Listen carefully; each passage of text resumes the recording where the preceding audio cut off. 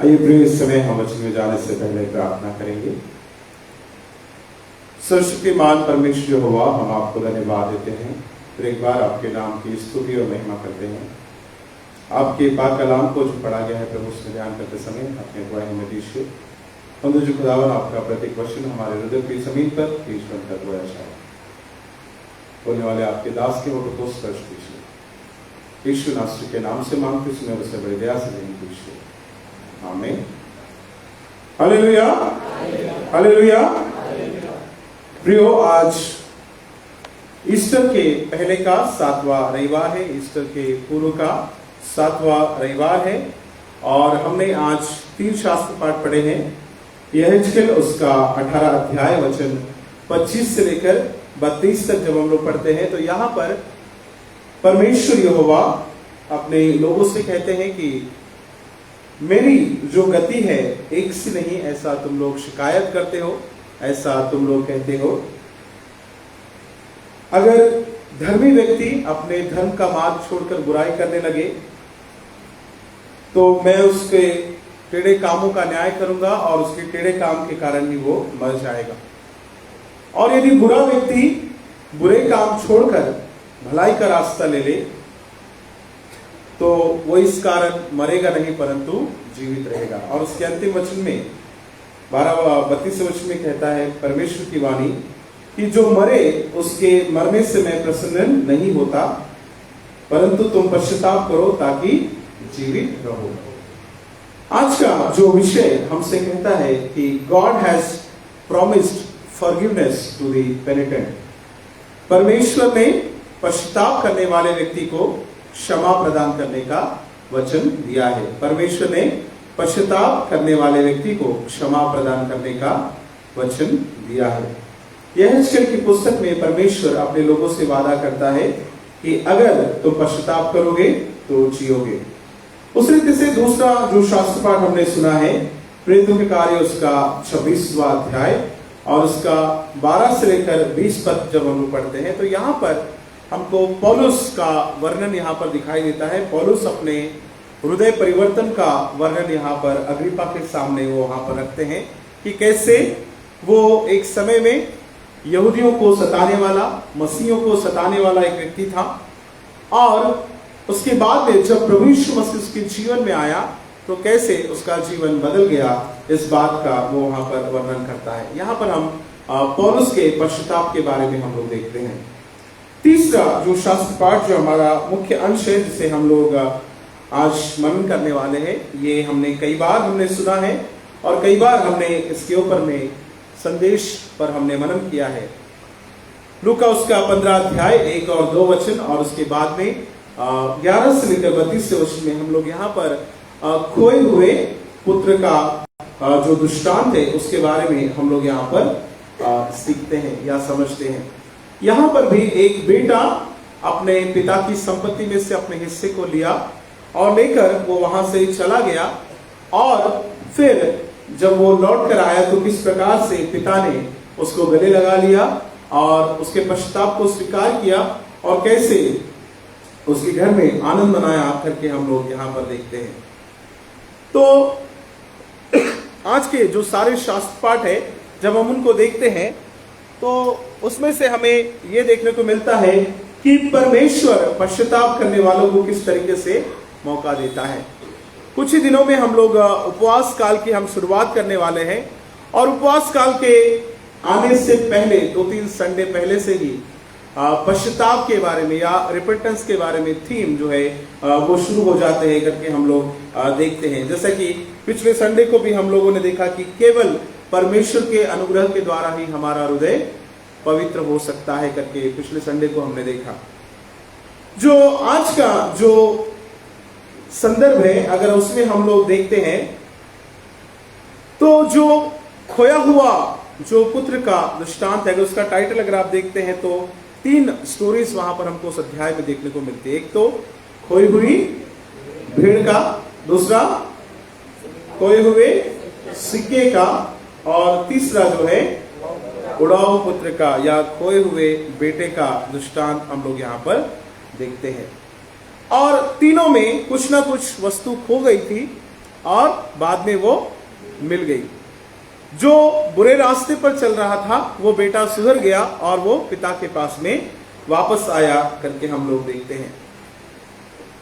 प्रभु यीशु मसीह ने ये दृष्टांत क्यों सुनाया, क्या कारण था सुनाने का, अगर हम लोग देखते हैं पहला और दूसरा वचन में, तो यहां पर जो चुंगी लेने वाले और पापी प्रभु यीशु मसीह के पास में आते थे और प्रभु यीशु मसीह उनको स्वीकार करते थे, तो वहां पर जो फरीसी और जो शास्त्री लोग हैं वो क्या कर रहे थे, कुड़कुड़ा रहे थे कि ये पापियों से मिलता है और उनके साथ में खाता भी है, उनके साथ में क्या करता है, खाता भी है। ये पापियों के साथ में मिलता है और उनके साथ में खाता भी है करके वो प्रभु यीशु मसीह पर चिढ़ने लगे और कुड़कुड़ाने लगे। और उसके रिस्पांस में प्रभु यीशु मसीह ने यहाँ पर ये दृष्टांत, 3 दृष्टांत वहां पर बताए करके हम लोग देखते हैं। लेकिन हम लोग केवल एक दृष्टांत पर जो है हम लोग इस समय मनन करेंगे, जो कि खोए हुए पुत्र का दृष्टांत है। इस कहानी को थोड़ा सा हम लोग आज अलग तरीके से हम इसको मनन करने की हम कोशिश करेंगे। इस घटना में खोया हुआ पुत्र कौन है, मैं आपसे प्रश्न पूछता हूं। आपने सुना है ना, ये कहानी बहुत बार पढ़ी है, बहुत बार आपने इसके ऊपर में वचन आपने मनन किया होगा। तो खोया हुआ पुत्र कौन है, कौन था, छोटा पुत्र खोया हुआ है ना। हम लोग हमेशा इसके बारे में हम मनन करते आए हैं और सुनते आए हैं कि छोटा पुत्र खोया हुआ है।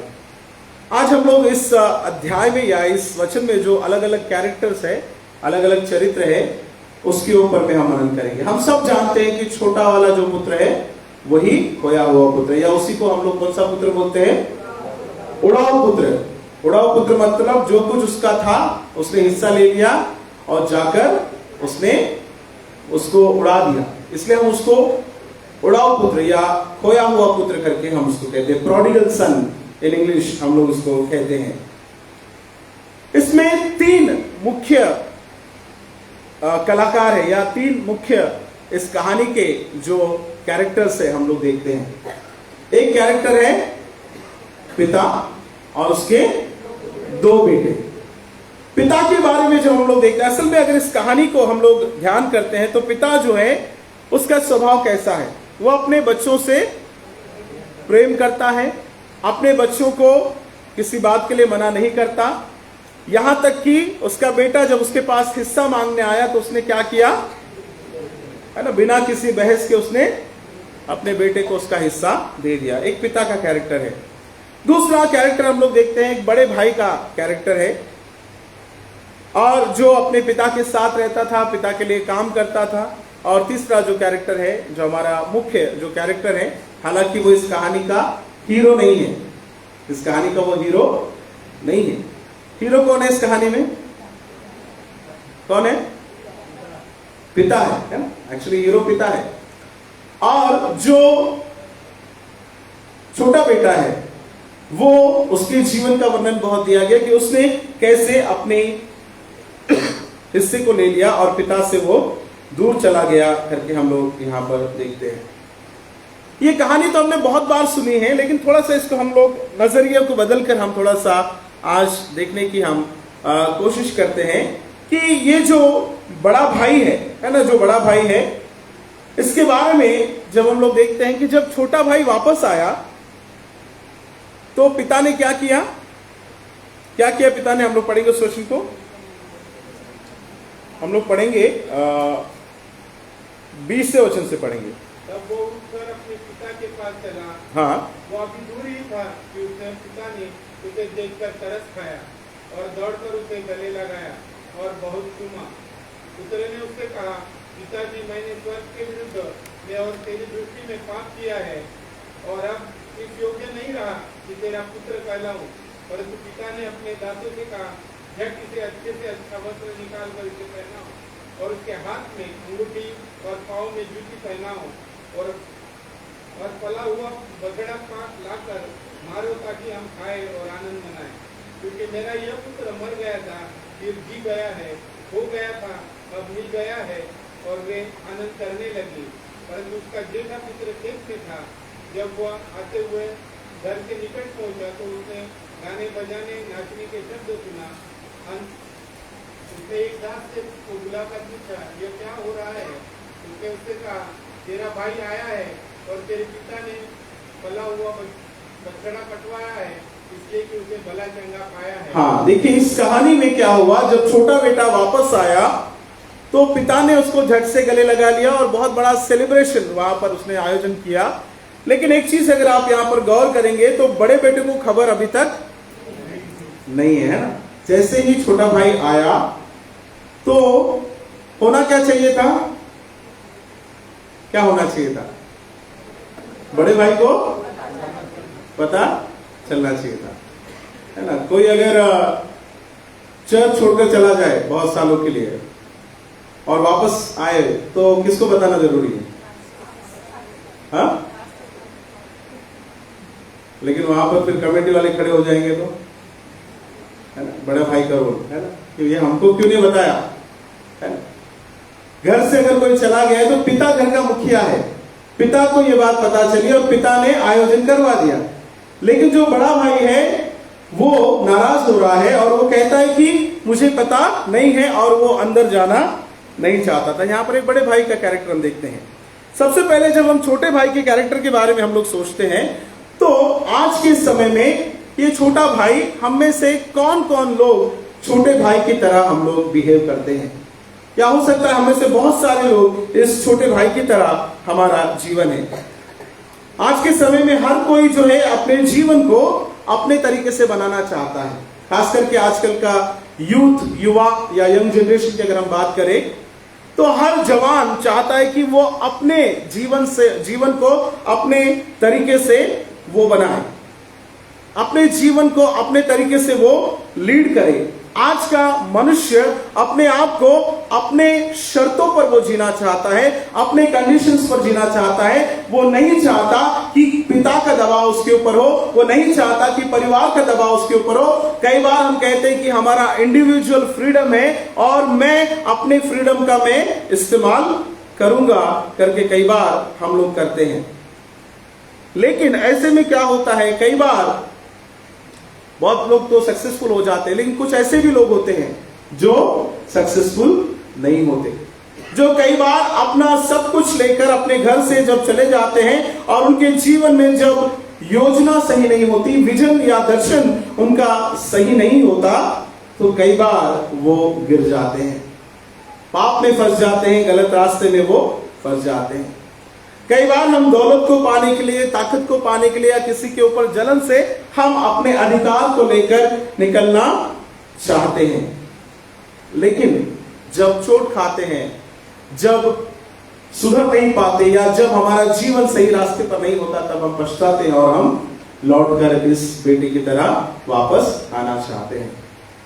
छोटे बच्चे जब माँ की गोद में रहते हैं ना, कई बार जब वो थोड़ा थोड़ा चलना सीखते हैं या जब थोड़ा थोड़ा जब वो अपने आप को जब इस संसार में वो धीरे धीरे वो चलने लगते हैं, है ना, जब बहुत छोटा बच्चे की बात मैं कर रहा हूं, तो जब बच्चा घूमने फिरने या चलने फिरने लगता है तो वो एक जगह रहता नहीं। माँ क्या करती है उसको, जब बाहर जाते हैं, कोई प्रेयर मीटिंग में गए, कोई प्रोग्राम में गए, तो माँ क्या करती है उसको, हाँ, उसको चाहती है कि वो अपने पास में रखे, गोद में बिठा कर रखे, ताकि वो जाए नहीं और जाकर कोई चीजों को हाथ न लगाए, कोई सामान को इधर उधर फेंके नहीं। बहुत सारे माँ बाप का आपका अनुभव होगा।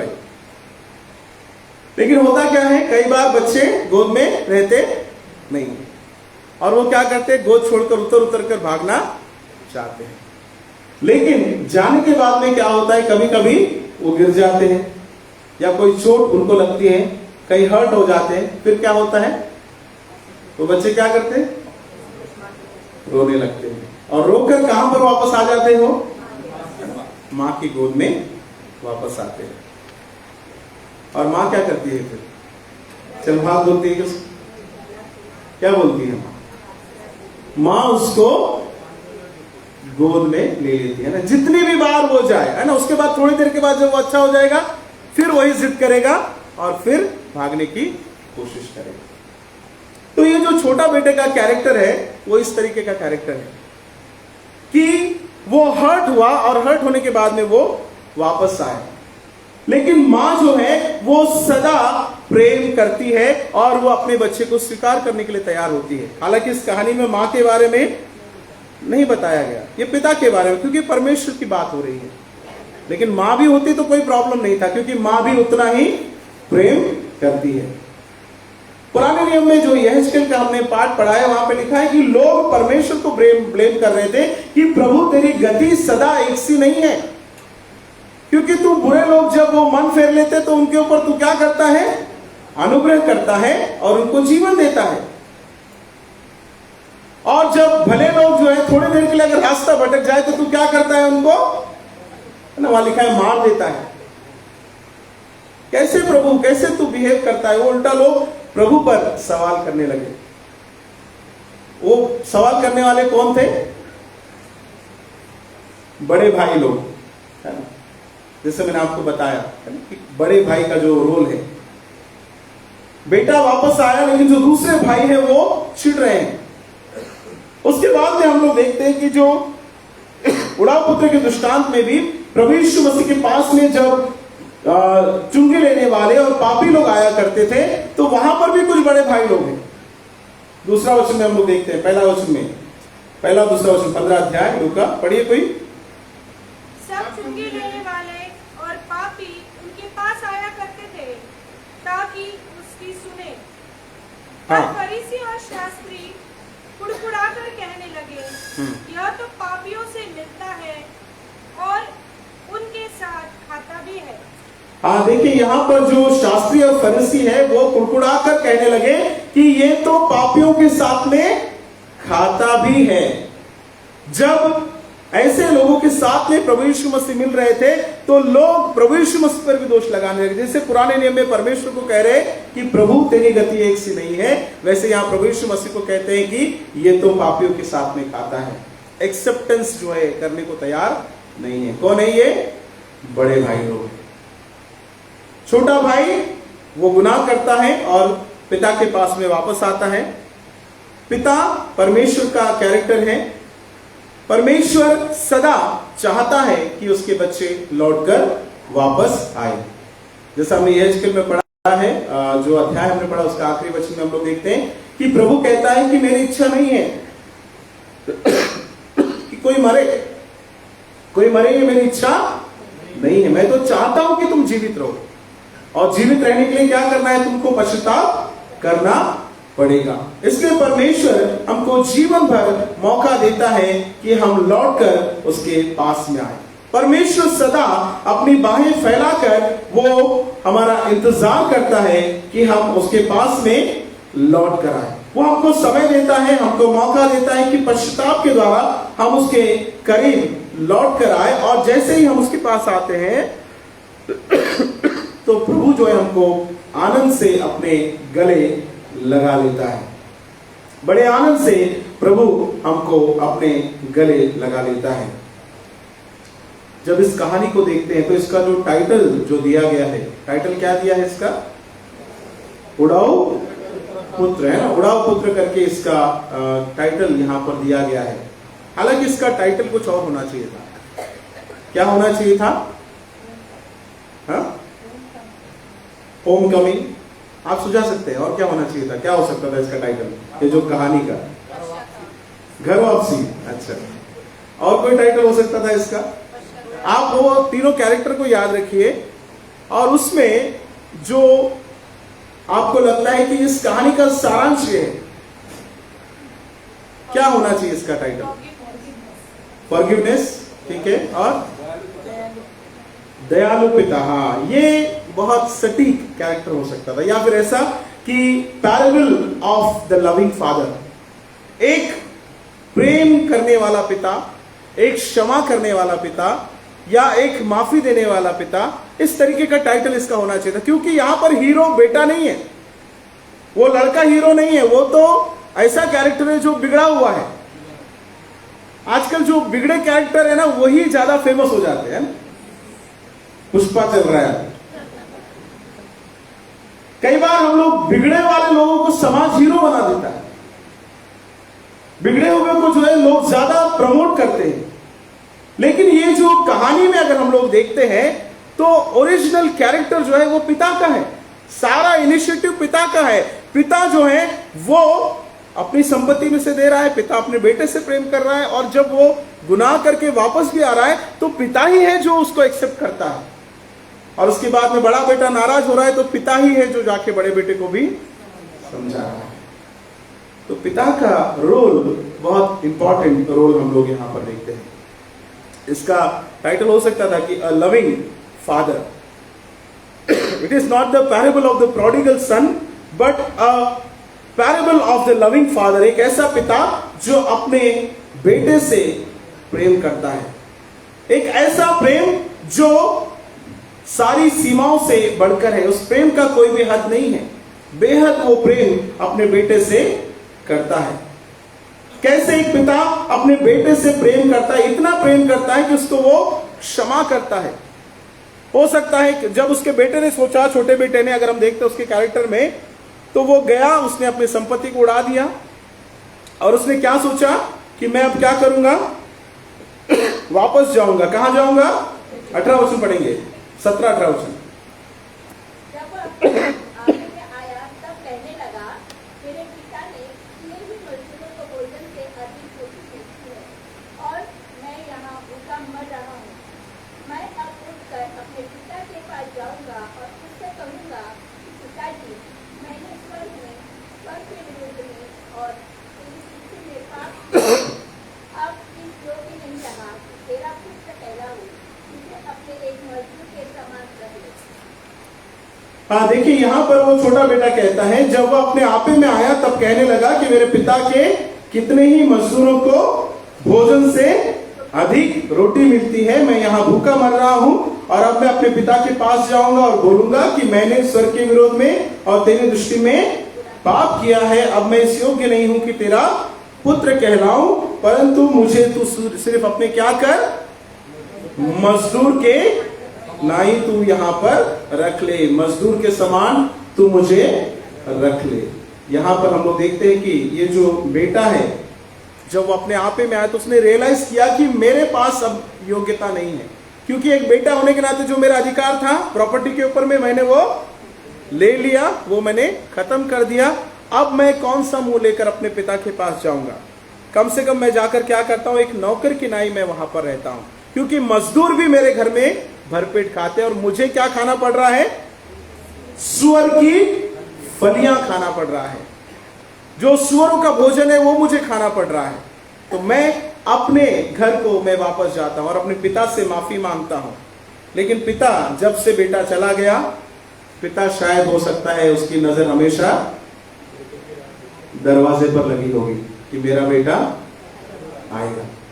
He is waiting and watching. वो सदा इंतजार कर रहा है, सदा वो रास्ता कर देख रहा है कि मेरा बेटा वापस आएगा। कितना समय लगा हमको यहां पर पता नहीं है ना। हो सकता है 1 साल लगा होगा, 2 साल लगा होगा, 3 साल लगा होगा, या 6 महीना हुआ होगा। पिता लेकिन क्या कर रहा है, इंतजार कर रहा है। पिता देखिए कितना प्रेम करता है। पिता का कैरेक्टर में हम लोग देखते हैं कि वो कितना प्रेम करता है। बेटा जो अपनी मनमानी करके चला गया, वो बेटा लौटकर आएगा या नहीं आएगा ये भी पता नहीं है। लेकिन पिता का कैरेक्टर हम लोग देखते हैं कि वो बिल्कुल अपनी नजरों को दरवाजे पर गड़ाए हुए he is waiting and watching. और जब वो आया और उसने बहुत कुछ सोचा था कहने के लिए, है ना, बेटे ने मन में बहुत कुछ सोचा कि मैं जाऊंगा, मैं माफी मांगूंगा, मैं जो है कहूंगा कि मुझे अपने बेटे के जैसा नहीं, केवल मजदूर की नहीं रख ले। बहुत सारी बातें कहने के लिए वो आया। लेकिन हुआ क्या, जब वो दूर से दिखाई पड़ा, पिता ने क्या किया, उसको दौड़कर गले लगा लिया। वो अभी दूर ही था, 20 से लिखा है, वो अभी दूर ही था और उसके पिता ने उसे देखकर तरस खाया और दौड़कर उसे गले लगाया और बहुत चूमा। और जब वो कहने जा रहा था तो कहने के उसको पूरे बात जो है पिता ने जैसे उसने कहा, अगर पढ़ते 21 में, पुत्र ने उससे कहा, पिताजी मैंने स्वर्ग के विरोध में और तेरी दृष्टि में पाप किया है और अब इस योग्य नहीं रहा कि तेरा पुत्र कहलाऊं। परंतु पिता ने दासों से कहा, देखिए इतना ही उसने कहा, उसने पूरी बात भी खत्म नहीं की। वो मजदूर वाले जवाब पर आया ही नहीं था, है ना। वो कहना चाह रहा था कि मुझे तेरे मजदूर के जैसा रख ले। उसका सेंटेंस पूरा भी नहीं हुआ। मैं इस योग्य नहीं तेरा पुत्र कहलाऊं, कम से कम मुझे अपने मजदूर की तरह रख ले। वो बात कह भी नहीं पाया। पिता ने क्या किया, उसको तुरंत क्या किया, अपने दासों को उसने बुलाया और कहा कि झट से अच्छा कपड़े लेकर आओ, है ना, अच्छा वस्त्र लेकर आओ। उसको अंगूठी पहनाया, उसको जूते पहनाए और एक बहुत बड़े भोज का आयोजन वहां पर किया। पिता का प्रेम हम यहाँ पर देखते हैं। 4 वस्तुएं यहाँ पर बेटे के लिए किया पिता ने। क्या क्या किया, 22 वचन में पढ़ेंगे। परंतु पिता ने अपने दासों से कहा, झट अच्छे से अच्छे वस्त्र निकालकर उसे पहनाओ। हाँ, पहला काम क्या किया, उसको अच्छे से अच्छा वस्त्र उसको पहनाया। द रोब, हो सकता है बहुत अच्छा सूट।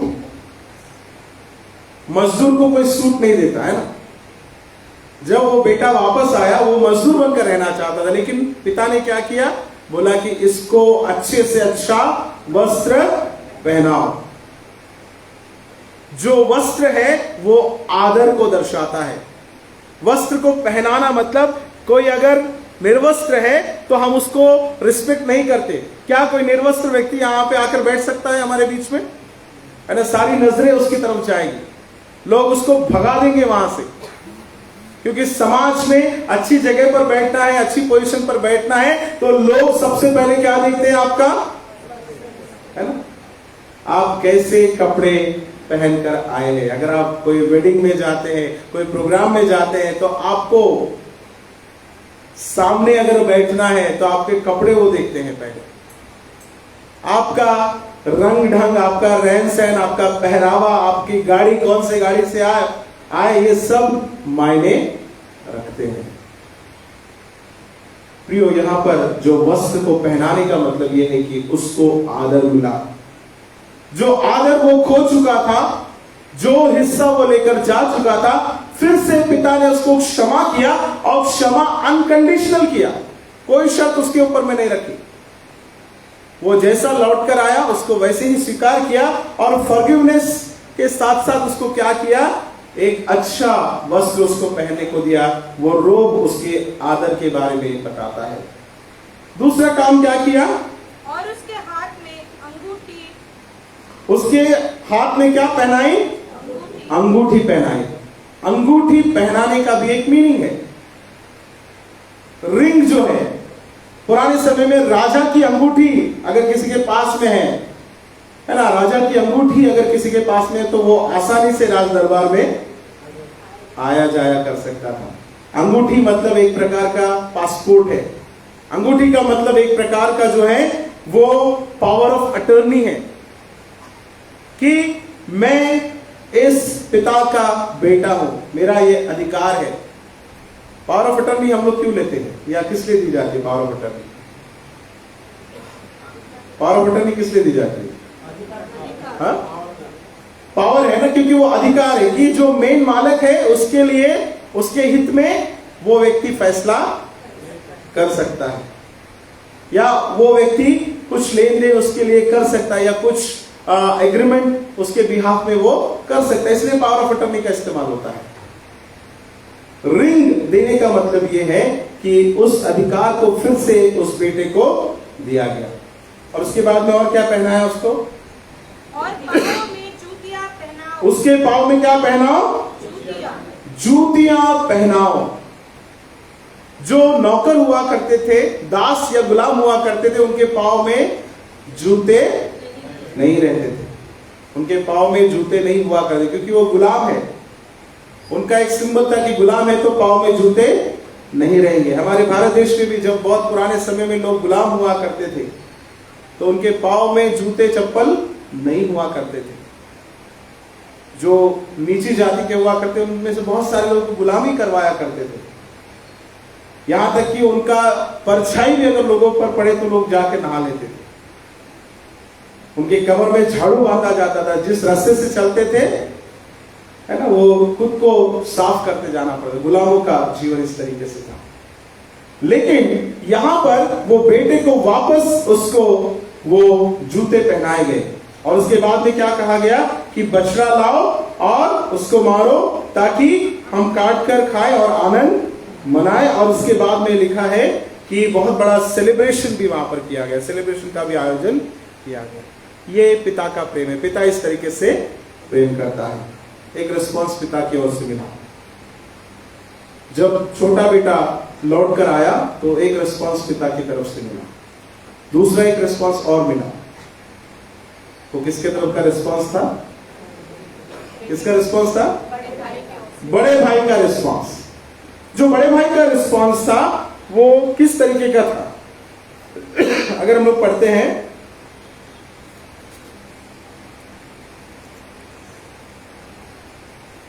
25 और 26 पढ़ेंगे।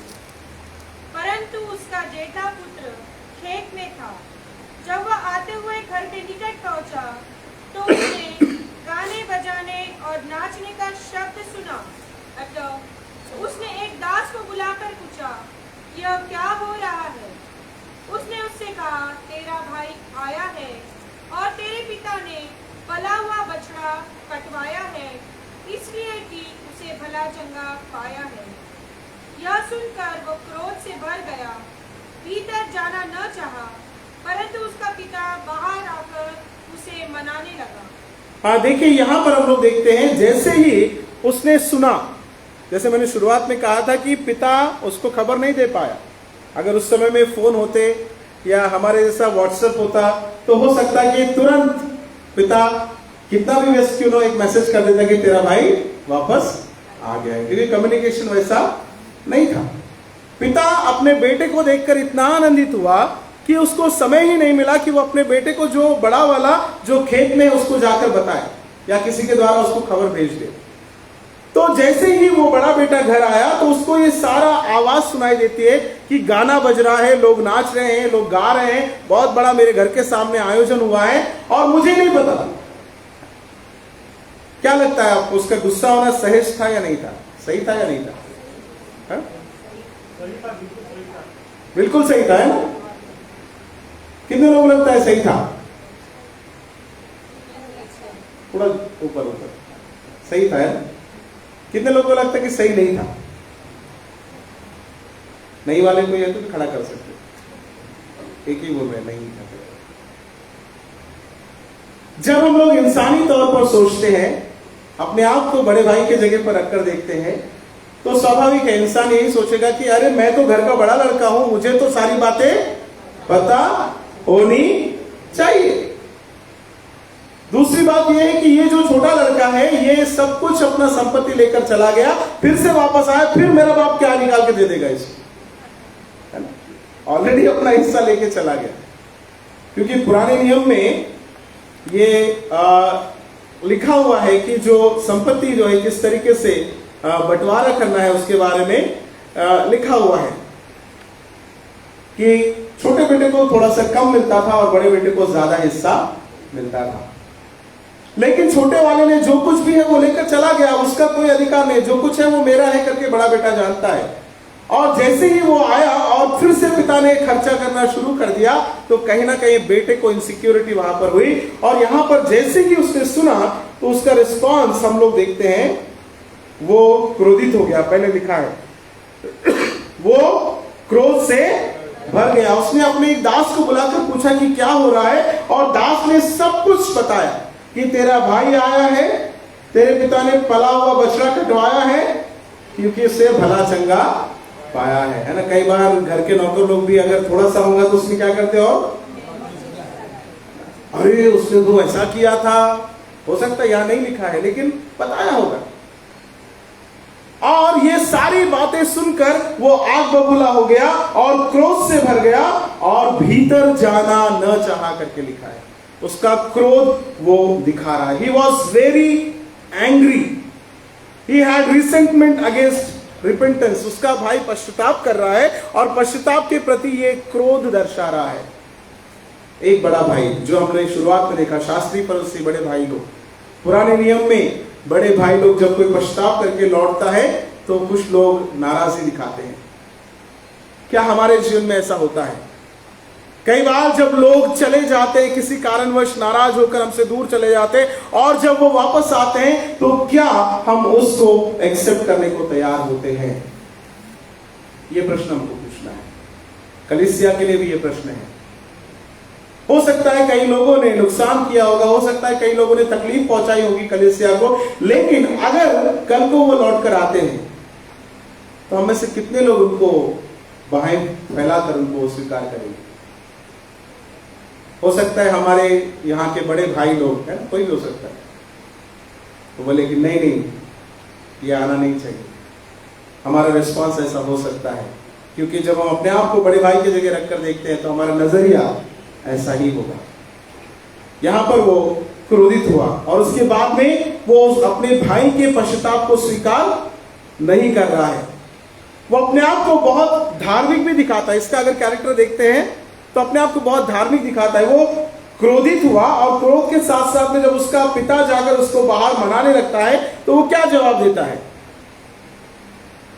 क्या जवाब देता है? 29 वचन पढ़ते हैं। उसने पिता को उत्तर दिया, उसने पिता को उत्तर दिया, देख मैं इतने वर्ष से तेरी सेवा कर रहा हूँ, देख मैं इतने वर्ष से तेरी सेवा कर रहा हूँ और कभी भी तेरी आज्ञा नहीं टाली, और कभी भी तेरी आज्ञा नहीं टाली। जैसा पुराने नियम में है ना, जब ये शास्त्री फरीसियों से जब भी बोला जाता था, वो बोलते कि हम तो सारी आज्ञाओं का पालन करते हैं, हम तो 2 दिन हफ्ते में उपवास रखते हैं, है ना। यहाँ पर वो वाला भाषा यहाँ पर बात कर रहा है कि मैंने कभी भी तेरी आज्ञा नहीं टाली। I am so religious, I am very obedient. उसका एटीट्यूड बताता है कि मैं बहुत आज्ञाकारी हूं और मैं बहुत धर्मी हूं और मैं तेरी आज्ञा का सदैव पालन करता रहा हूं और मैं तेरी सेवा करता रहा हूं। वो कहता है कि मैं तो तेरी सेवा सदा करता आया हूं और मैं सदा तेरी आज्ञा का पालन करता रहा करके वो वहां पर बताता है। हालांकि उसने ये बात जताने की जरूरत नहीं, जिसका पिता जानता है कि वो उससे प्रेम करता है। उसका पिता जानता है कि उसका बड़ा बेटा कितनी सेवा कर रहा है। उसका पिता जानता है कि उसका बड़ा बेटा कोई आज्ञा का आज तक उसने उल्लंघन नहीं किया, लेकिन ये जता रहा है, बोल के दिखा रहा है ना। कई बार हम लोग क्या करते हैं, बोल के दिखाते हैं कि मैंने तो इतना किया, मैंने इस चर्च के लिए इतना किया, मैंने मेरे परिवार के लिए इतना किया। कई बार हम उसको शब्दों में हम रखना चाहते हैं। हालांकि प्रभु देखता है हम क्या काम कर रहे हैं, प्रभु हमको हमारे काम के हिसाब से हमको आशीष देगा, लेकिन पब्लिकली जब हम उसको बताते हैं कई बार तो हम अपने आशीषों को खो देते हैं। जब हम उसको जताते हैं तो हम अपने आशीषों को खो देते हैं, है ना। बाइबल में जैसे लिखा है कि जो तुम्हारा एक हाथ कर रहा है दूसरे हाथ को पता नहीं चलना चाहिए। कई बार हम लोग क्या करते हैं कि उसको बोलकर हम क्या करते हैं, हम ये आशीषों को कई बार खो देते हैं। हालांकि इस बेटे को बहुत सारी आशीष थी, पिता के साथ में वो रहता था, पिता ने जो है उसको घर का पूरा अधिकार उसके हाथ में दे दिया है, लेकिन वो कहता है कि मैं तेरी सेवा करता हूं, मैं तेरी आज्ञा का सदा पालन करता हूं। और वो अपने भाई से नफरत करता है, घृणा करता है, और उसके बाद में अपने भाई के विरोध में भी क्या कहता है, आगे पढ़ेंगे 30 वचन। हाँ हाँ हाँ, देखिए यहां पर वो कहता है कि मैं तेरी इतनी सेवा कर रहा था और तेरी आज्ञा नहीं टाली, फिर भी तूने क्या किया।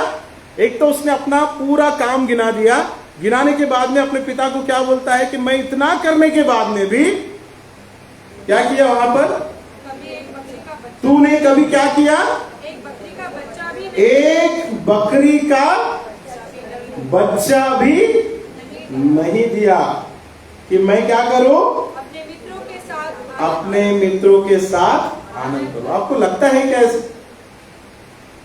आप अपने बच्चों के साथ रहते हैं, आपके बेटे जो है आपके साथ में डिमांड करते होंगे, हर रोज कुछ ना कुछ उनको चाहिए, क्या पिता नहीं देता वो साथ में रहने वाले बच्चे को? एक लड़का दूर हॉस्टल में रहता है और एक लड़का आपके पास में रहता है, तो फायदे में कौन है? हाँ? साथ में रहने वाला है ना, क्योंकि साथ में रहने वाले को तुम्हारे डेली जो कुछ तुम्हारा है उसमें उसको मिलता ही है। आपके घर में जो खाना बन रहा है आप उसमें से खा रहे हो, आपके घर में जो सारी सुविधाएं हैं उसका आप इस्तेमाल कर रहे हो। लेकिन उसके बाद में आप हॉस्टल वाले को अगर कुछ स्पेशल भेजते हो, घर वाला फिर बेटा बोलता है कि तुम मुझसे ज्यादा प्रेम करते हो, उसके लिए तुमने भेजा और मेरे लिए तुमने कभी नहीं दिया। कुछ ऐसा ही सिचुएशन यहां पर हमको देखने को मिलता है। सब कुछ पिता का इस्तेमाल कर रहा है, इतने सालों से पिता के साथ में रह रहा है और बेटा होने का अधिकार उसको है, मालिक है घर का। और वो खुद बोलता है कि मुझे तूने कभी भी एक बकरी का बच्चा मुझे तूने नहीं दिया। और उसके बाद अपने भाई पर दोष लगाता है। लेकिन ये जो बेटा है जो वेश्याओं में जाकर उसने संपत्ति उड़ा दी, हालांकि इसके पहले वर्णन नहीं है कहीं पर।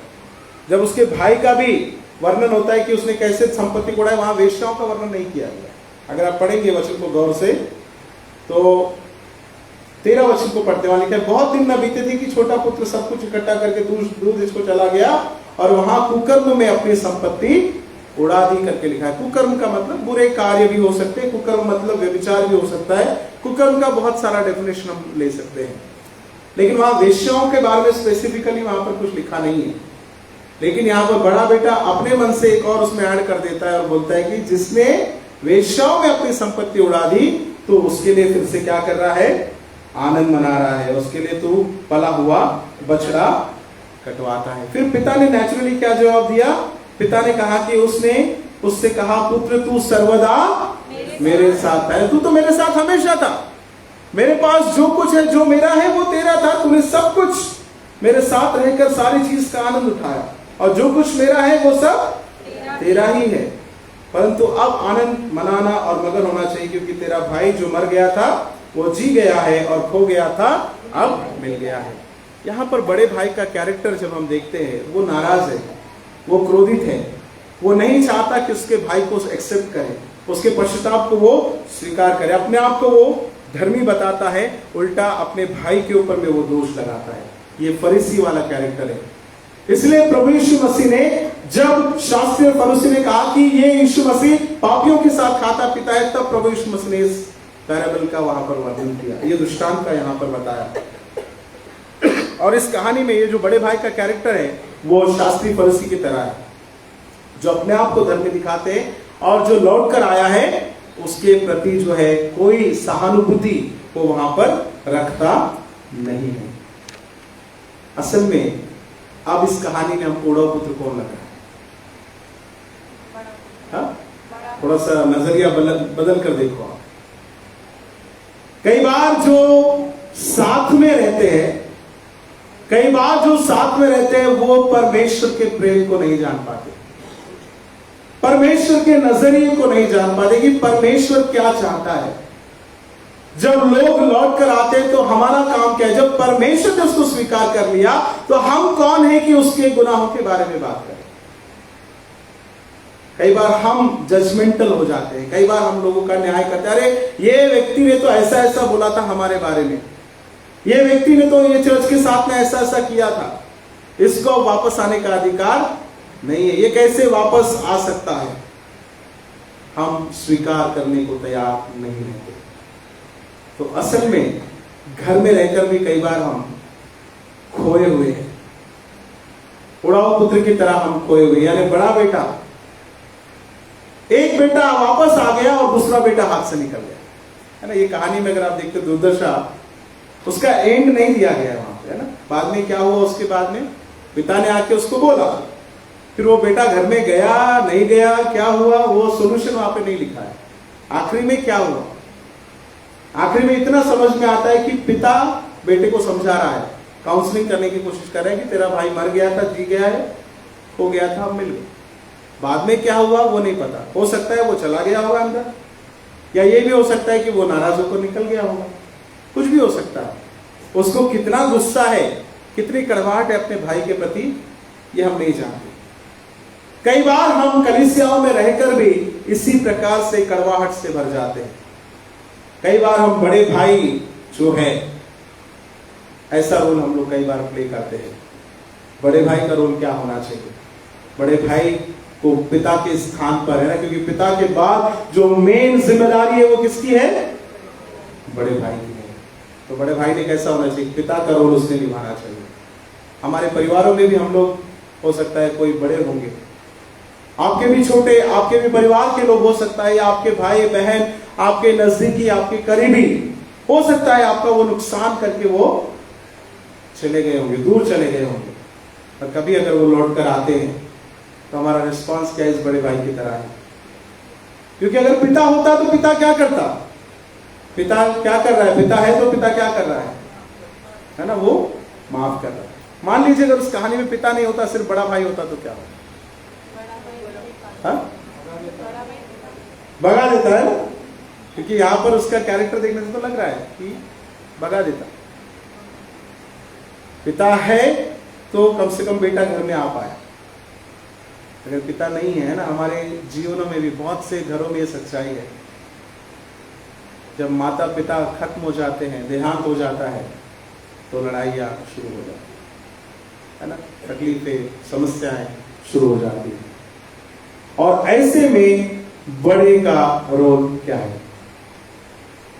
ऐसे संदर्भ में एक बड़े भाई या बड़ी बहन या बड़ा घर का व्यक्ति होने के नाते आपकी जिम्मेदारी क्या है, ये आपको समझना है।